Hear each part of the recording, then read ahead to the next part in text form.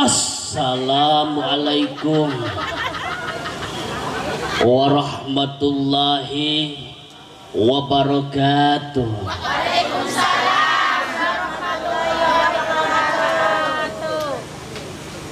Hamdan syakirin, hamdan naimin. Allahumma sholli ala sayyidina Muhammad. Allahumma sholli wa sallim wa barik wa salim amin. Allahumma inna hadza zam'ana jam'an marhuma wa tafarruqa min ba'di ma'suma. Allahumma sabitna bil iman wasabitna bil islam wa tawafana ma'al imani wal islam birahmatika ya arhamar rahimin. A'udzu billahi minasy syaithanir rajim. Bismillahirrahmanirrahim. Summa auhayna ilaika anittabi millata Ibrahim hanifah. Anu maknana wallahu a'lam. Hadratul mukarram wal muhtaram yang sangat saya hormati, para kiai, para ajengan, para asatid, para ustad dan ustazah. Alhamdulillah yang nampak hadir, kita doakan para kiai, para ajengannya semoga disehatkan, amin. Amin. Yang kencang bu mendoakan kiai, aminnya amin. Amin. Orang sini sayang mak kiai, sayang. Sayang apa bu? Sayang ngasihnya. Suka mak kiai, suka. Sayang mak kiai, sayang. Suka sayang apa bu? Sayang ngasihnya benar. Suka apa? Suka merentahnya, betul. Betul. Kalau ada kemayitan, ada yang meninggal, yang mandiin kiai, coba bareng-bareng, yang mandiin kiai, yang mungkus kiai, yang nyolatin kiai, yang gotong beleguk siang.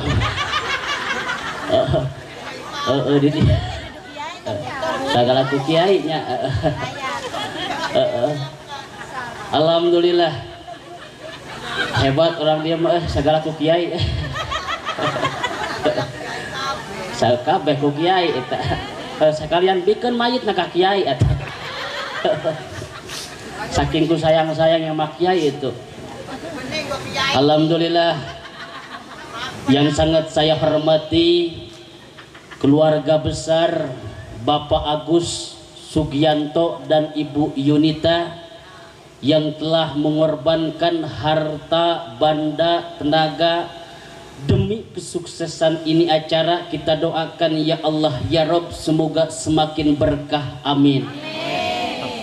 Dan tak lupa kita doakan kepada Ananda Muhammad Daniel Prasetyo, semoga menjadi waladun syafiq, menjadi anak yang saleh, amin.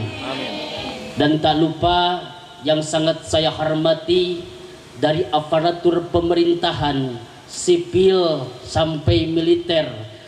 Dan tak lupa Pak RT ada, Pak RT, Pak RW nya ada, Pak Lurahnya ada di rumahnya. Yang sangat saya hormati Bapak Camat yang alhamdulillah eksis luar biasa, menghadiri pengajian sangat luar biasa. Kita doakan semoga diberkahkan umurnya, amin. Dan tak lupa yang sangat saya hormati para bapak-bapak Anugara Raya, nyaho bahasa Sunda nyaho, ibu-ibu menila lucu. Alhamdulillah wa syukru ni'amillah. Saya sangat senang bisa silaturahmi ke ini tempat wasilah Bapak hajat, yaitu Bapak Agus Sugianto dan Ibu Yunita. Sangat berbahagia saya bisa silaturahmi, alhamdulillah. Bapak Ibu ridho, kira-kira pengajian malam ini pakai judul ridho? Marah gak? Satu lagi saya mau nanya kepada jamaah, ngajinya saya gaspul atau rem-rem? Gaspul rem-rem. Saya punya lakob namanya bentar, itu biasanya gaspul, Bud. Makanya kencang, Cek. Kencang, Bu, tahu kencang? Ibu suka dikencengin, suka dipelanin. Kencang pelan.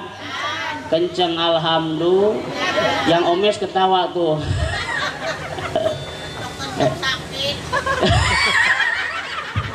Jangan curhat di sini, Bu, jangan, Bu. Kita ngaji sini, Bu. Catat Ibu Bapak, dalam kesempatan malam ini ada 4 hal yang pasti bakal ditemu, bakal kealaman oleh manusia di alam dunia. Pertama, pasti yang namanya manusia akan mengalami yang namanya nikmat. Betul? Nikmat itu apa? Alhamdulillah wa syukru ni'amillah.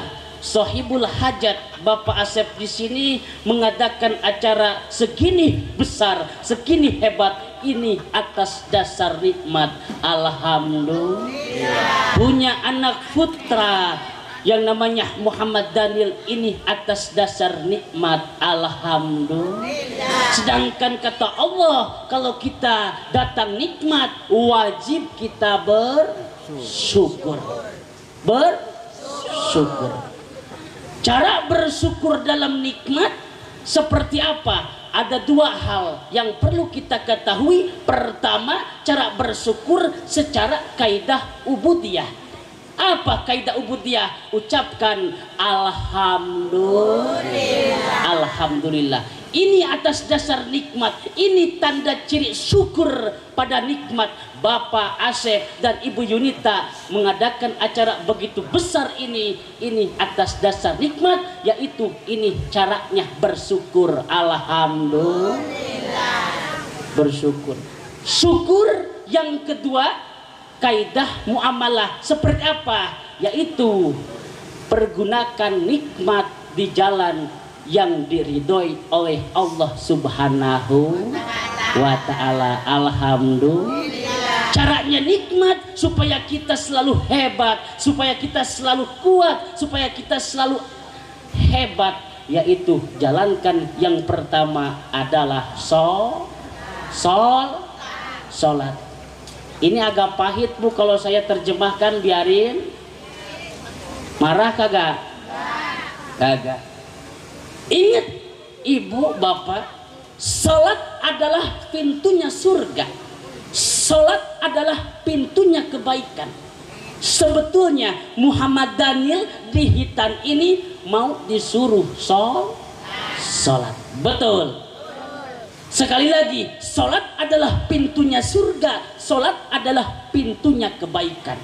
Orang yang tak sholat tidak akan pernah punya pintu surga dan tidak akan pernah punya pintu kebaikan. Yang awal, yang pasti, yang akan diperhitungkan di hadapan Allah Subhanahu wa ta'ala, yang pertama adalah perintah sholat.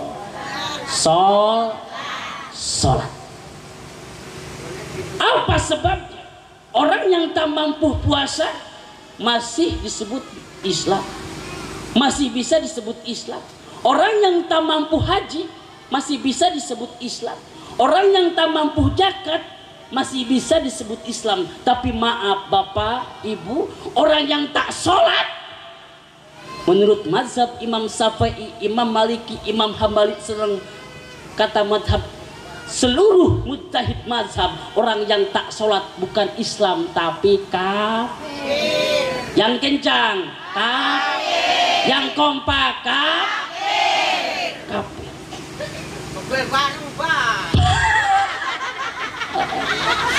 kafir.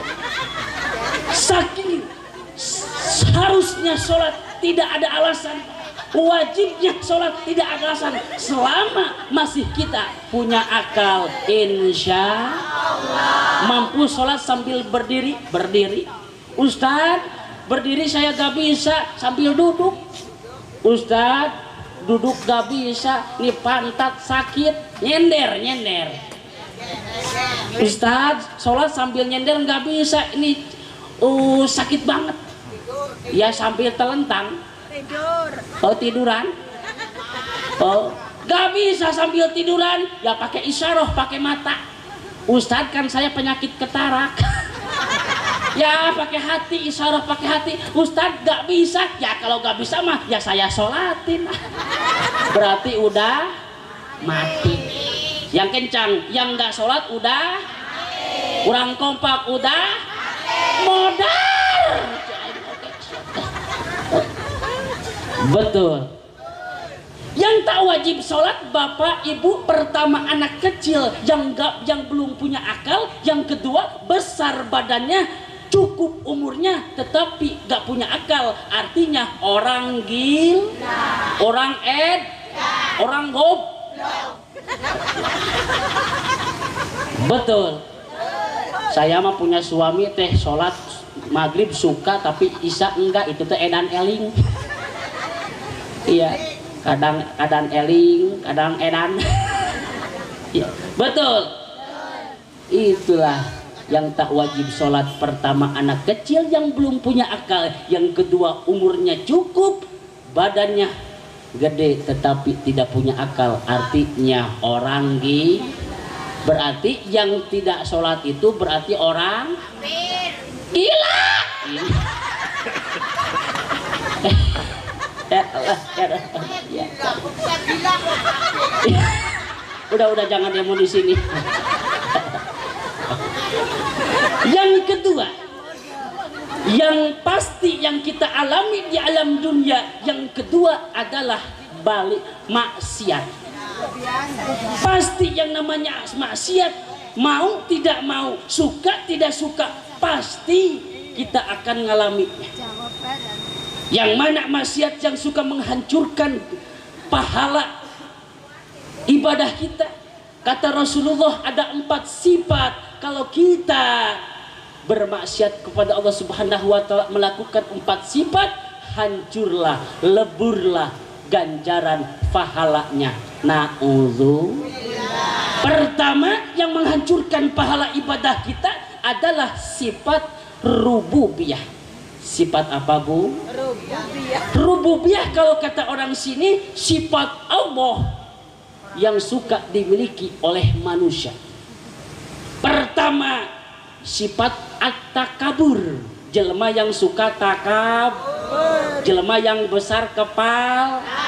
Orang yang besar kepala itu nggak enak, nggak pantas dilihat. Yang kedua, nggak bakalan cukup mah helm. Ya, mau cukup nah helm mau.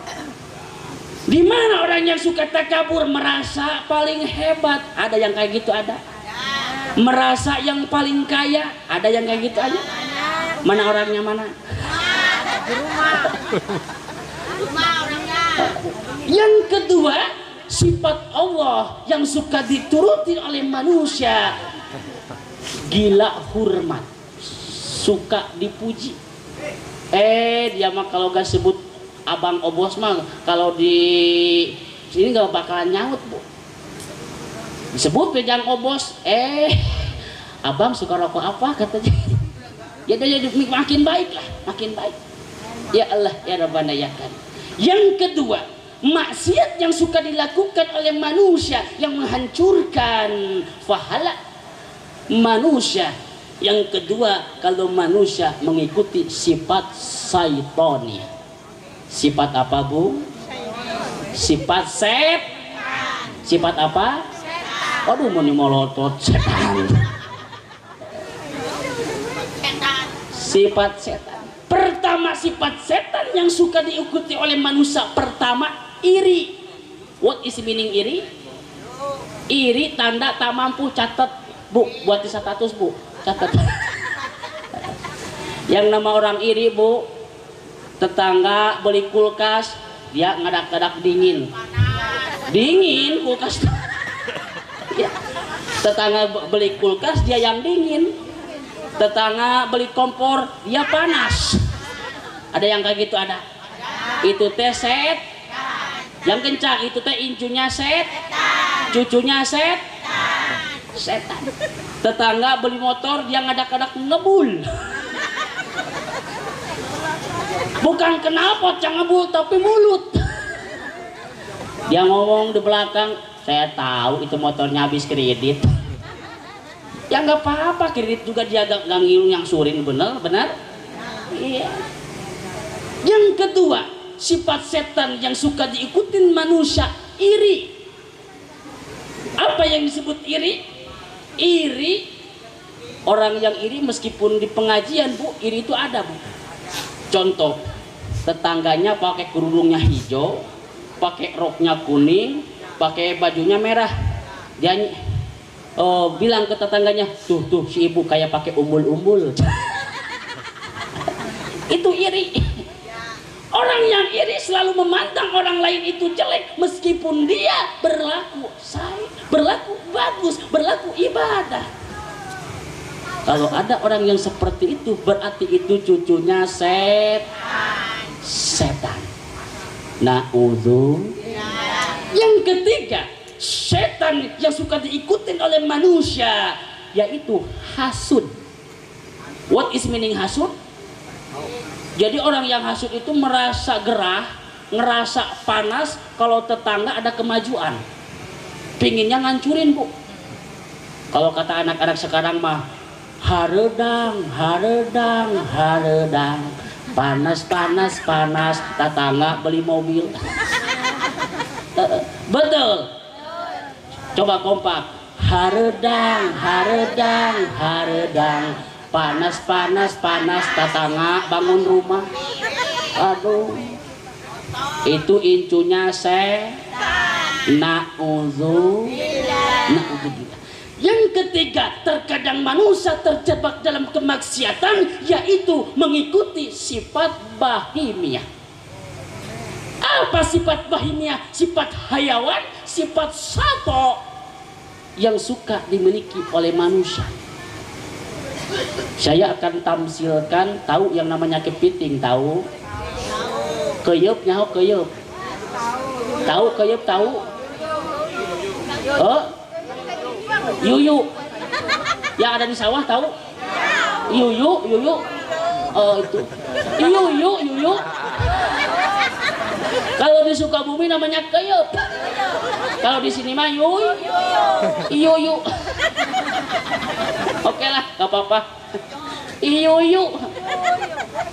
Biasanya orang suka mengikuti akhlak yuyu. Pertama saya teliti yang namanya yuyu, akhlaknya munafik. Saya perhatikan yang namanya yuyu, namanya yuyu. Apa-apa? Yuyu.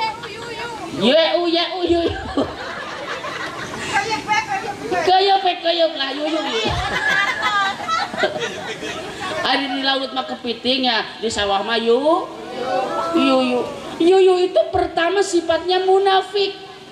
Matanya ke depan tapi jalannya ke samping. Betul. Diikutin oleh manusia. Kalau di depan kayak yang orang baik. Kalau di depan senyum, di belakang itu namanya yuyu. Itu cucunya yuyu. Ada di sini ada. Mana orangnya mana? Yang kedua sifatnya yuyu, suka menghancurkan barang yang udah rapi. Contohnya apa? Galengan sawah. Betul. Galengan sawah kalau kata orang Sukabumi suka dipopok. What is meaning popok? Dirapihkan. Supaya apa? Kata orang yang punya sawah, supaya airnya bisa diatur, nanti padinya bagus. Betul. Udah rapi sawah, udah rapi galengan. Yang namanya yuyu nggak bilang-bilang, dibolongin. Akhirnya hancur itu galengan sawah. Mas siapa? Mayu. Kalau ada yang namanya Yuyu, maaf ini. Mayu pindah ke manusia. Udah tahu rapih dalam agama ada undang-undang Al-Quran, Al-Hadis, Ijma. Udah tahu rapih dalam negara ada undang-undang Pancasila. Orang yang berakhlak yuyu, anak orang belum ditikah, dibolongin. Anak orang belum dikawin dibolongin. Itu cucunya Yuy. Ada di sini ada. Kebakaran ada yang ngaku. Naudzu punya istri ngebolongin istri orang itu Yuy. Ada kira-kira ada? Ya ada di rumah. Mual ayah. Mual ayah ngaku mah. Ada. Naudzu. Kalau ada yang kesinggung berarti itu Yuyu. Karena kita ngomongin Yuyu. Ya Allah ya Rabbana ya Karim. Sifat yuyu yang ketiga, suka makan barang bukan haknya. Saya di Sukabumi, di Jampang Tengah Sukabumi, punya kakek. Tiap pagi pergi ke balong, pergi ke kolam. Dia mau ngasih makan ikan. Saya tanya, abah mau kemana? Mau ke balong. Mau ke balong Ustaz. Mau apa? Mau ngasih makan ikan. Enggak, mau ke balong, mau ngasih makan yuyu. Enggak ada. Kasih makanan ke balong. Yang pertama sibuk adalah yuyu. Yuyu. Pindah ke para pejabat. Tahu pejabat tahu? Udah tahu itu haknya rakyat. Udah tahu itu haknya fakir miskin. Rakyatnya mah belum tahu, rakyatnya mah belum lihat. Dia udah duluan makan. Itu namanya pejabat Yuy. Kira-kira ada nu kitu aya? Moal aya, moal nu ngaku malah. Naudzu. Itulah yang akan menghancurkan segala pahala amal kita. Naudzubillah.